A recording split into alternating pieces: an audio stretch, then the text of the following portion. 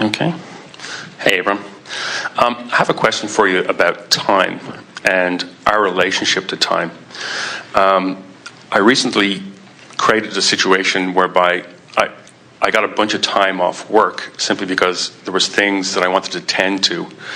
And I also wanted to feel the expansiveness and spaciousness of having a lot of time to myself. However, what's happened is time now seems to be passing faster. So rather than having a day that seems longer, I now have a day that seems shorter. And so the question is do we have the ability to control our experience of time? Good words. We wanted to say you have the ability to control your perception of time, because time is really a perceptual thing, as you've just described. Here's the easiest way for you to hear this, or for us to explain it from our point of view. If you think about time in terms of action, time feels shorter because you can only do this much action in this much time. In other words, how many people can move how many wheelbarrows how far in an hour, sort of thing. When you address the subject of time from a vibrational standpoint, you begin to understand the powerful leverage that you have. Because in the same way that we were talking to our friend earlier about the expansiveness of dollars and how you all have the same 24 hours and some earn tremendously and some earn very scantily, and yet it's the same amount of time and effort actually offered. So the leverage of time comes from the alignment of energy. So let's say, even in the way you were approaching this, you said, I set some time aside because I wanted to feel the luxury of an expanse of time, which sounds a little bit like I've been having a time shortage. Most people have a very strong vibration about shortage of time. Now, we've been talking to people for a long time about the subject of dollars, and we've been saying, if you can take dollars out of the equation, more dollars will come to you. In other words, if you can focus upon how you feel rather than counting how many dollars you have or how many are coming today, then your vibration is more in alignment with what you want and more dollars will come. And so I've managed to do that with dollars. It's the same thing with time. You have to take time out of the equation. And for example, you have to stop saying, I don't have time. But the way to do that is to think in terms of alignment rather than action, to think in terms of how you're feeling rather than in terms of what you're doing. Esther noticed something the other day. It was a big light bulb lit up in her mind when she came across this. She said to Jerry, I have always enjoyed just about every activity I've ever applied myself to. She likes to cook. She likes to sew. She likes to clean. She likes to put things in order.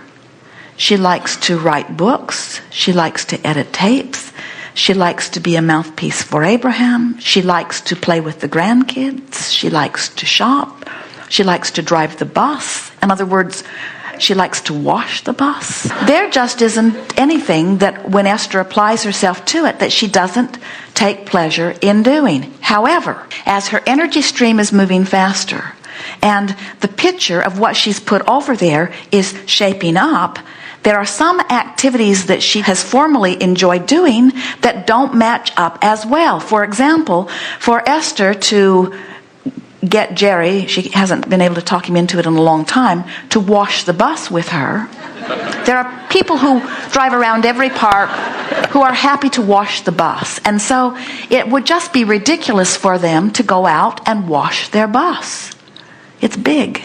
As Esther applies herself in that sort of behavior, she can feel that it's off because the call of Source is calling her in other directions. In other words, she's much happier writing a book than washing the bus, even though it's the same amount of action that's being offered, because writing the book is a better match to the things that are in her vibrational escrow now than washing the bus. You get a sense of it? Okay. Washing the bus is not wrong and writing the book not righter. It's that writing the book is more of a vibrational match to what's in her vibrational escrow. So when she thinks about doing the things that are most in keeping with who she has become, the exhilaration is high. And that's the way we want you to take time or money and everything else out of the equation. We want you to do things because of the exhilaration that you feel in doing them. Or, now let's be fair about this, You might not feel exhilaration in the beginning. Do the thing that feels the best. That's how you get yourself lined up, and that's how you find the leverage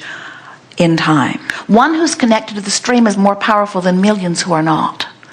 I understand that, yeah. So if you take the time to do the big thing of aligning, it's like a big wheel, and here's this hub in the center of the wheel, and you're just turning it a little bit, but it's turning the wheel really far out there on the edges. So as you're dealing with the energy alignment, you are facilitating yourself in terms of action in a very powerful way. It's huge, huge leverage. But when you don't take the time to line up your energy, then you're out there on the raw and ragged edge, and now you're depending on the paltry benefit that action can give you. And we want you to understand the benefit that action only can give you is paltry.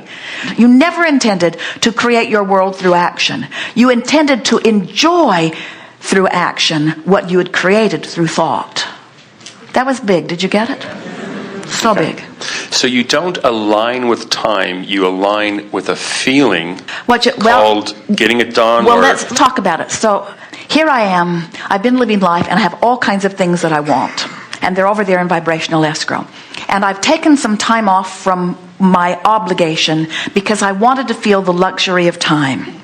And when I was thinking about that, that felt very downstream. Oh, I have all of this wonderful time that's unscheduled out there before me. So it's a downstream thought. But today I've noticed that time is really going by, and I haven't really gotten to do so many of the things that I wanted to do. That's an upstream thought. So you just went contrary to your intention relative to time. So then you say, but there's still plenty of time left, and I'm happy that I've taken this hiatus, and it feels good to sort of get a handle on things, and it feels good to be unscheduled because, oh, how I hate to be scheduled. And now you're back upstream again. Okay. So then you say, but I don't really mind being scheduled because there's something about being scheduled that does help me to be productive. And I do like being productive, but I don't like to have to crack the whip all the time. I don't like people cracking the whip. I don't want to be motivated by the shortness of time. I want to be called by the flexibility of time. Well, just in that statement, you can feel some of it's upstream, some of it's downstream.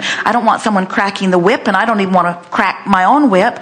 I want to feel the power of the universe assisting me. So then look into your experience. Esther said to Jerry during the segment of lunch, they were feeling such appreciation for this group, these wonderful videographers who do so much more than take these pictures, and the wonderful girls that set up the room and get everything ready. It's a very small team that are so well connected and so knowing what they're doing that Jerry and Esther are bowled over by what these four people achieved. And Esther was acknowledging that and feeling the appreciation for them.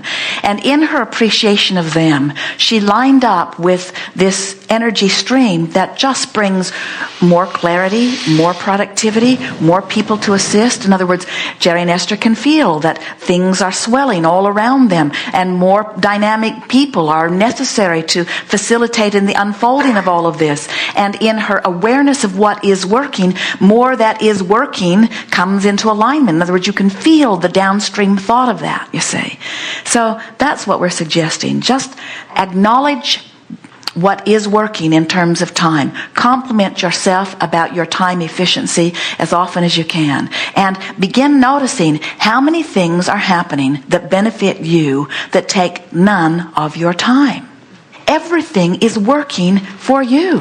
Now, in terms of the physics of time, is just at a quantum level, my understanding is that time doesn't move. It's our motion that produces a measurement that we call time. We think that's an interesting way of putting it, and when you think about it, no one's ever found that big clock out there anywhere. In other words, and so when we talk about time, we think a more productive way to view it is, rather than thinking of time in terms of minutes or days moving by, think in terms of there is me now having this experience, and there is me as I am now, and then there is me having an expanded experience. In other words, this conversation that we've had with you has been unique and leading edge. We've talked about some of this before, but some of what we're chewing over here together has not been chewed over by us or anybody before. In other words, this was some leading edge conversation.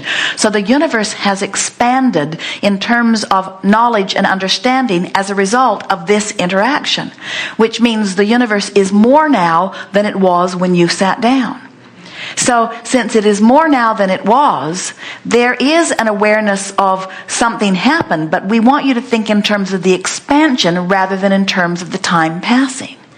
So when you begin to think in terms of the expansion, then you're willing to mix it up in order to give birth to the new thought. And then the only reason that we, if we were standing in your physical shoes, would ever factor time in is how much time will it take me to find a better feeling thought? In other words, because you can do that in the moment. Time is so delicious when you are focused in your now and utilizing the time and focus. We want to put time and focus and alignment all in the same sort of mental framework for you. Time is irrelevant because the passage of time. Esther looks at Kate, who is turning 5 in a day or so. And it feels like just yesterday she was not here. And yet she's 5. She is this whole little person with all of her own intentions. Esther can feel the power of her being. And Esther's perception of that 5 years was that long, and Kate's perception of that 5 years is quite different. That 5 years was a long time in unfolding in Kate's perception, but in Esther's perception, it was seconds. Right. So rather than thinking about time, think about alignment. It will serve you so well. Okay. And then say, whenever you use the label time, use it only to your advantage. Never use it to your disadvantage. So there's plenty of time. I love time. I love time because it helps me focus. I have time to do everything that matters. I love this business of time because it gives us all an opportunity to rendezvous. It helps us to focus our energies. We will meet at a certain time. We will stay for a certain amount of hours.